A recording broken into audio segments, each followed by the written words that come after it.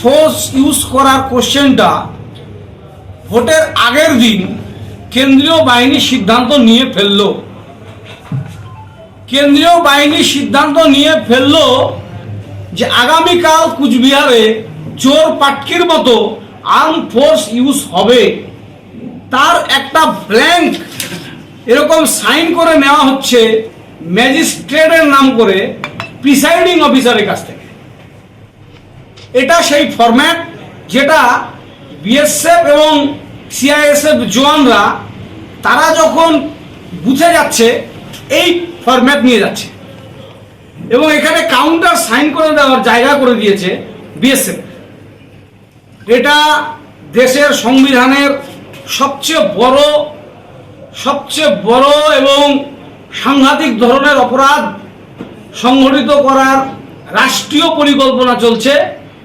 এই রাষ্ট্রীয় পরিকল্পনার বিরুদ্ধে আমরা আজকে এই পরিস্থিতি নির্বাচন কমিশন, কেন্দ্রীয় নির্বাচন কমিশনের দৃষ্টিতে আনছি। পুলিশ অবজারভার, জেনারেল অবজারভার যারা আছেন তাদের দৃষ্টিতে আনছি এবং রিটার্নিং অফিসার যিনি আছেন তাদের দৃষ্টিতে আনছি যে কেন্দ্রের একজন মন্ত্রীকে জেতাবার জন্য কিভাবে রাষ্ট্রশক্তি কুচবিহারে আগামীকালের মাঠের জন্য তারা প্রস্তুতি নিচ্ছেন। আমরা কুচবিহারবাসীকে অনুরোধ করব, আপনারা অত্যন্ত সজাগ থাকবেন।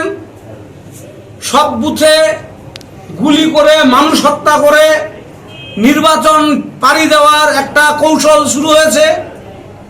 মানুষ বিজেপির পেছন থেকে সরে গেছে। বিজেপি বুঝতে পারছে পায়ের নিচের মাটি প্রায় শেষ। তাই ব্যক্তিগত আক্রমণ, প্রার্থীর নামে ব্যক্তিগত কুৎসা, বিভিন্ন পেইড মিডিয়াকে ব্যবহার করা, সব চক্রান্ত যখন ফেলিওর তখন সরাসরি গুলি করে মানুষ হত্যা করে ভোট জেতার একটা পরিকল্পনা নিয়ে এরা এসছে। নইলে আর্ম ফোর্স ইউজ করার কথা আগেই কেন এদেরকে ভাবতে হচ্ছে? আমরা কুচবিহারে যে সমস্ত বুথগুলোকে সেন্সিটিভ বলেছি সেই বুথগুলোতে পর্যাপ্ত পরিমাণে বাহিনী থাকুক এবং আমরা বলছি বিজেপি যেগুলোকে বলছে সেন্সিটিভ তাতেও পর্যাপ্ত পরিমাণে ফোর্স থাকুক। আগামীকাল নির্বাচন কোচবিহারের প্রথম দফায় অনুষ্ঠিত হচ্ছে। কোচবিহারের বিজেপি প্রার্থী তথা কেন্দ্রীয় প্রতিমন্ত্রী নিশীথ প্রামাণিক, যিনি স্বরাষ্ট্র দপ্তরের প্রতিমন্ত্রী, তিনি তার পদমর্যাদাকে কাজে লাগিয়ে যেভাবে সেন্ট্রাল ফোর্স, বিশেষ করে সিআরপিএফ সহ অন্যান্য সেন্ট্রাল ফোর্সকে নিয়ন্ত্রণ করতে চাইছে এবং বিজেপির পক্ষে কাজ করবার জন্য প্রভাবিত করছে, এটা দুর্ভাগ্যের বিষয় এবং কোথাও নির্বাচনকে প্রভাবিত করবার একটা চেষ্টা হচ্ছে। আমরা এ ব্যাপারে নির্বাচন কমিশনকে লিখিতভাবে তৃণমূল কংগ্রেসের পক্ষ থেকে অভিযোগ জানিয়েছি।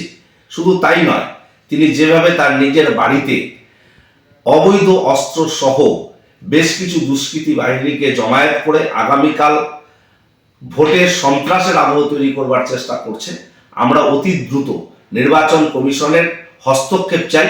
এ ব্যাপারে আমরা তৃণমূল কংগ্রেসের পক্ষ থেকে লিখিত অভিযোগ জানিয়েছি এবং এ বিষয়ে আমরা নিরপেক্ষ নির্বাচন কমিশনের ভূমিকা প্রত্যাশা করছি। নির্বাচন কমিশন অত্যন্ত দায়িত্ব নিয়ে এই দুটি বিষয়ের উপর তারা নজরদারি করুক এবং যথাযথ ব্যবস্থা গ্রহণ করুক।